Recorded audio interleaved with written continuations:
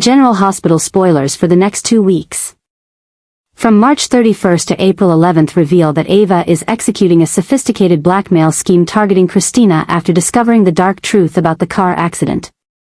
With irrefutable evidence in hand, a security camera video showing Kristina cutting the brake line of her car, Ava has found a powerful card to turn the tables. The new adjustment in Ava's strategy is not only for revenge but also to maximize her personal gain. Instead of immediately reporting Kristina to the police, Ava takes a different approach, using this information to force Kristina to comply with all of her demands.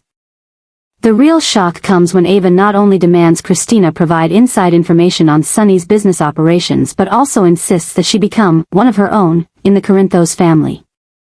Ava wants Kristina to act as a spy, reporting every move of Sunny and his close associates. This blackmail is pushing Kristina into a dire situation: either betray her father and face horrible consequences if discovered, or refuse and face criminal charges for willfully causing injury. The shock intensifies as Ava not only continues to blackmail Kristina but also quietly plans to use this information to spark a full-scale war within the Corinthos family. She has sent vague hints to Michael and Carly, suggesting Kristina is hiding a horrific secret, aiming to sow doubt and division within the family. Ava knows that if the truth about Kristina's actions is exposed, it will not only destroy Kristina's relationship with her family but could also trigger a civil war within the Corinthos empire. With each new demand, Ava tightens her control over Kristina, turning her from an enemy into a pawn in her power play.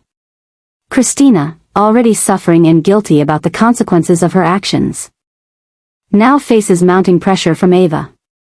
She begins to feel isolated and desperate, unsure whom to trust within her family. Meanwhile, Sunny begins to notice changes in Kristina's behavior. He realizes his daughter is hiding something but cannot figure out what it is. Sunny starts his own investigation. Unaware that every step he takes is being closely monitored by Ava through the information Kristina is being forced to provide. Molly, still grieving over Rick's condition, begins to suspect her sister. She notices changes in Kristina's behavior and starts wondering whether her sister might be involved in the accident. This suspicion only heightens the tension between the two sisters, just as Ava had planned. Sam, with her detective instincts, also starts to notice the oddities surrounding Kristina. She decides to quietly follow her sister, unaware that this action could inadvertently put Kristina in even more danger.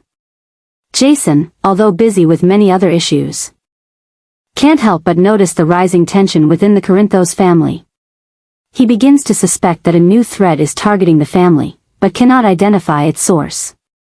Meanwhile, Ava is enjoying the sense of victory, not realizing she is pushing Kristina to the brink, a place where even those who seem the mildest can become dangerous when cornered.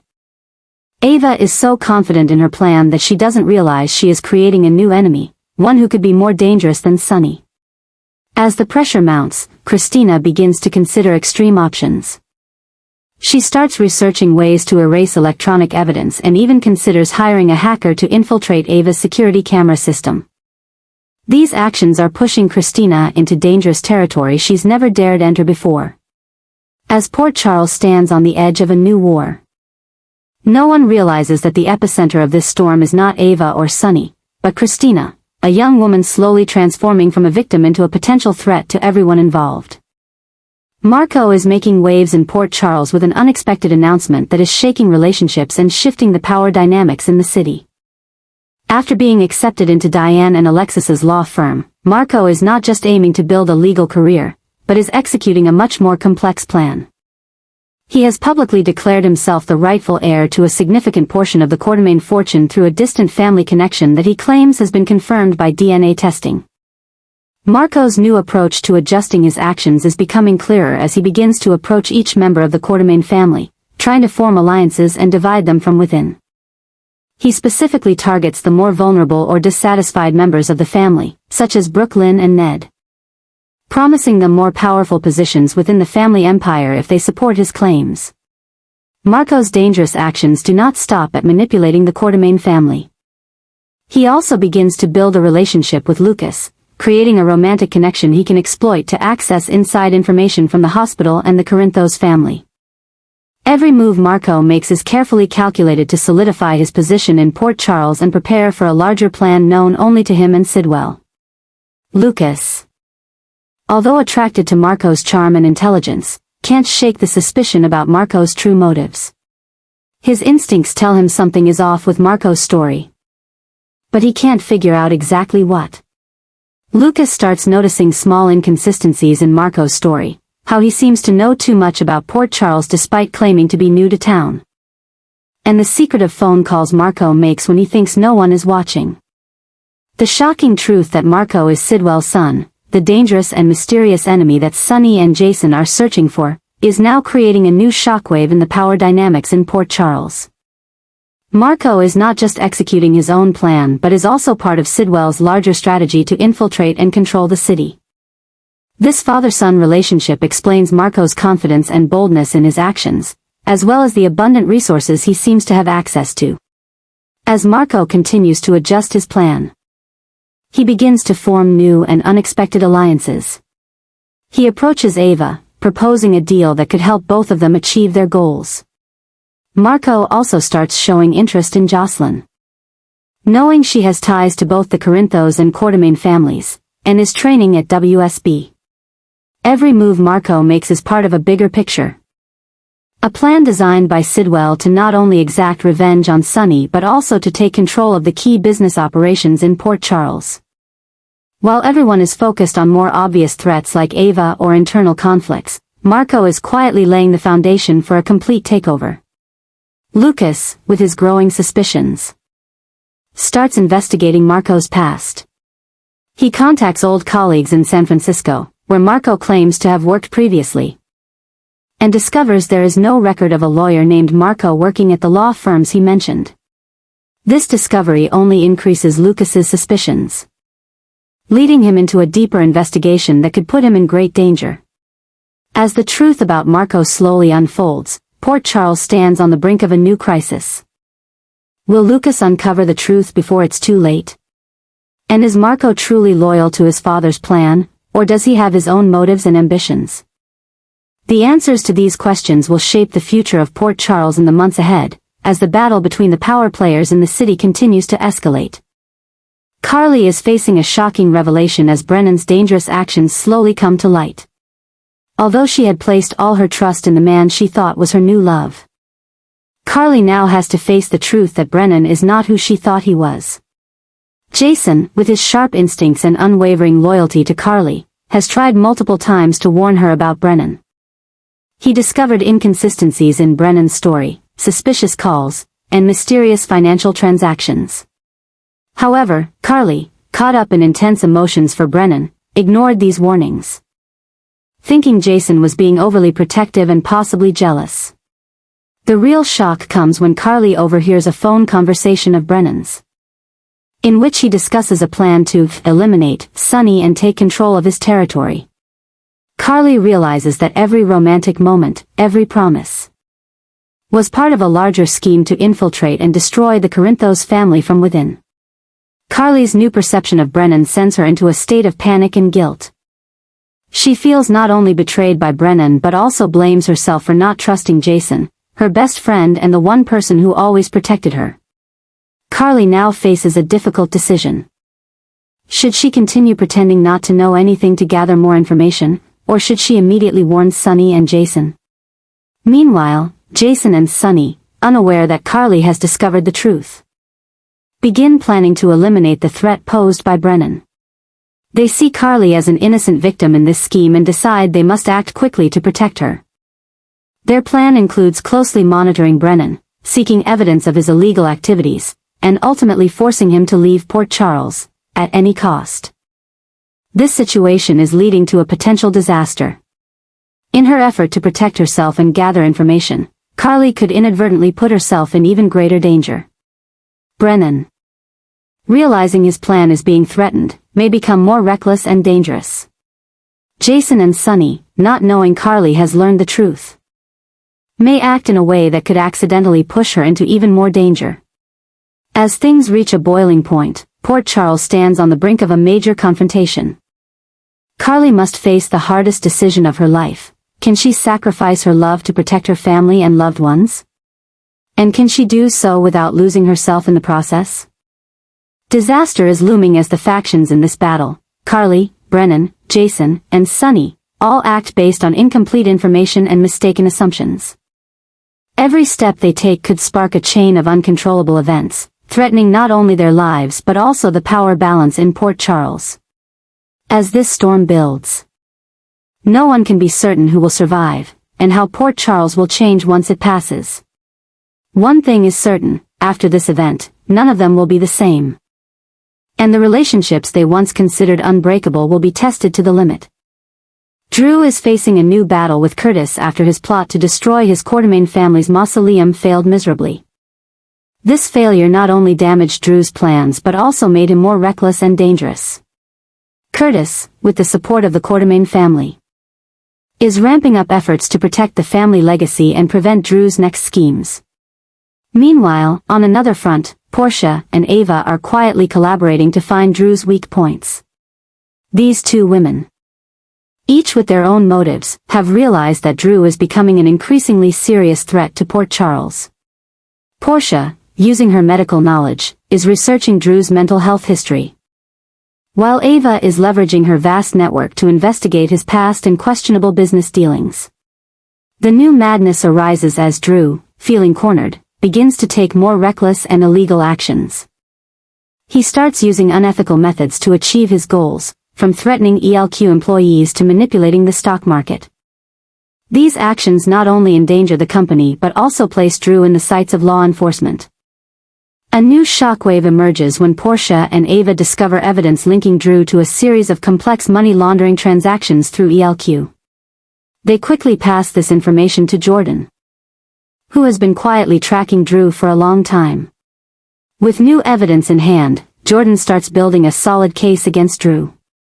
Drew's new adjustments to handle his worsening situation only pull him deeper into the criminal underworld.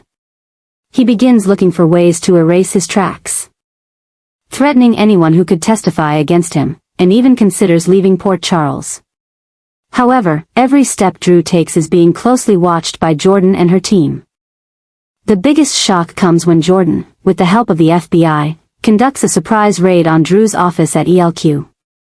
In front of the entire staff and board of directors, Drew is arrested on numerous serious charges, from securities fraud to money laundering.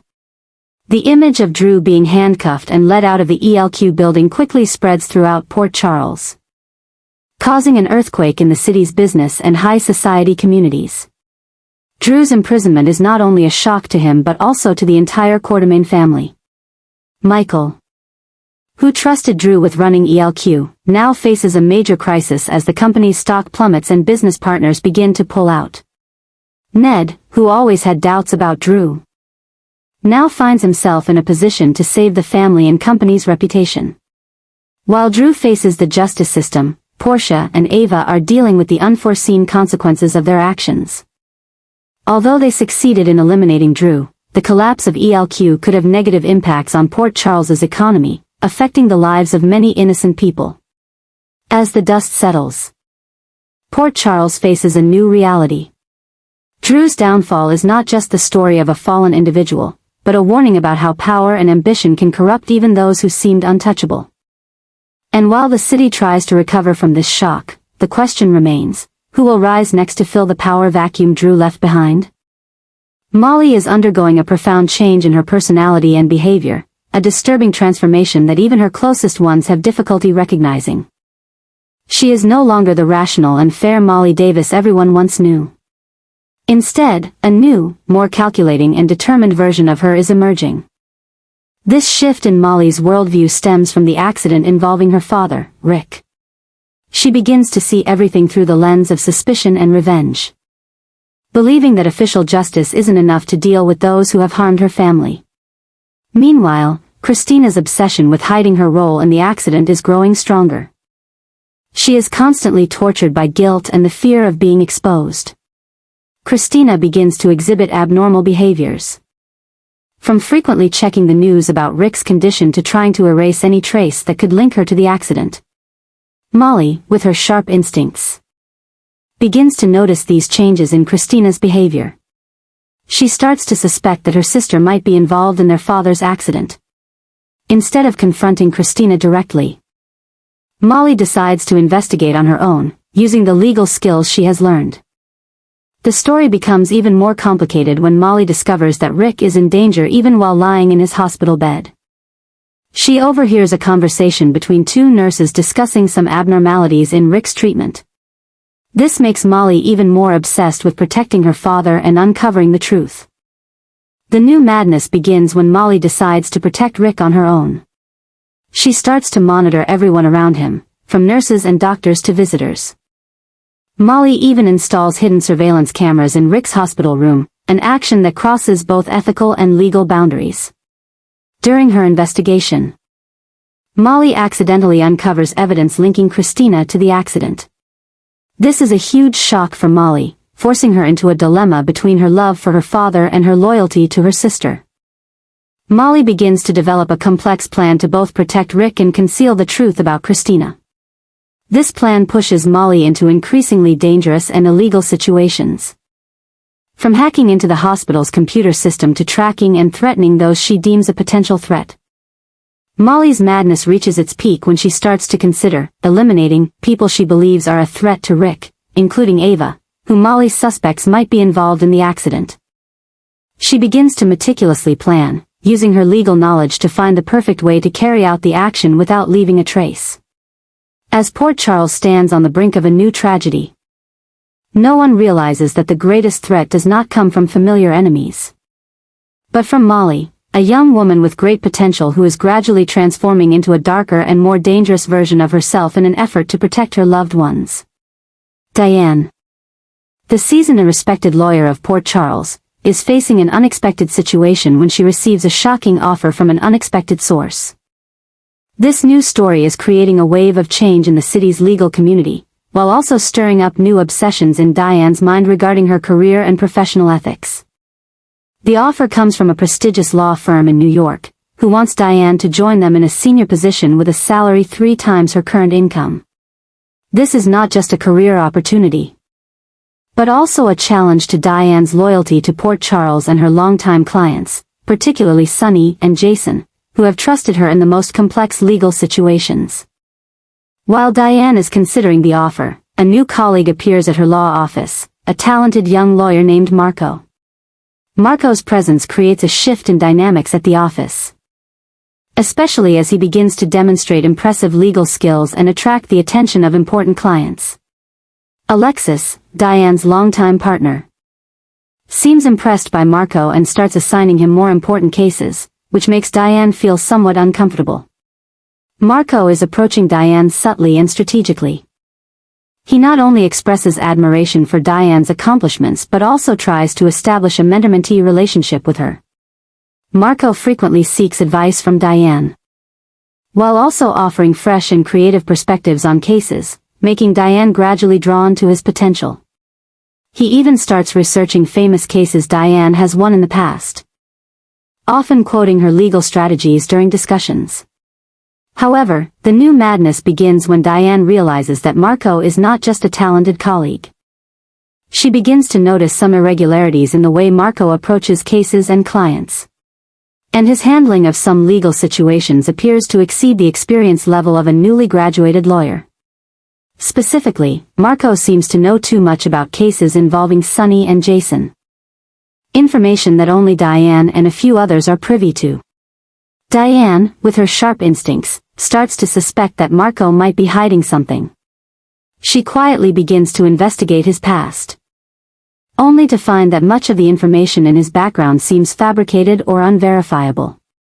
The law school Marco claims to have graduated from has no record of him, and the law firm he supposedly worked for seems to have never existed. Diane's obsession with uncovering the truth about Marco grows. She spends more time at the office, monitoring Marco's activities, and even considers hiring Spinelli, a computer expert and Jason's friend, to investigate him further. Diane starts meticulously reviewing all the documents Marco handles, looking for any signs that he might be doing something improper. Meanwhile, Marco seems to realize that Diane is suspicious of him. He begins to take actions to distract Diane. From creating intentional mistakes in his work that Diane has to fix, to revealing personal, possibly fake, information to create sympathy. Marco even starts building relationships with other characters in Port Charles, including Lucas, the son of Bobby and Julian, to create a social network that strengthens his position. The madness reaches its peak when Diane discovers a possible connection between Marco and one of the biggest cases she is handling, a case involving Sidwell, a rising organized crime figure in Port Charles. She begins to suspect that Marco might be a spy planted in her office to gather information or sabotage the case. Diane uncovers that Marco accessed files related to the Sidwell case without permission, and even copied some important documents. As Diane digs deeper into Marco's secrets, she realizes that she might be putting herself in danger. She faces a tough decision. Should she continue investigating and face the potential risks? Or should she accept the offer from New York and leave Port Charles behind, leaving the mysteries unresolved? Diane decides to approach Jason with her suspicions. Jason, always cautious and protective of those close to him, agrees to help Diane track Marco and learn more about him. At the same time, Diane subtly tries to approach Alexis, hoping to learn more about Marco's recruitment process and why Alexis seems to trust him so much. In a surprising turn of events, Diane discovers that Marco had a secret meeting with Natalia, a mysterious new figure in Port Charles who is believed to be connected to Sidwell.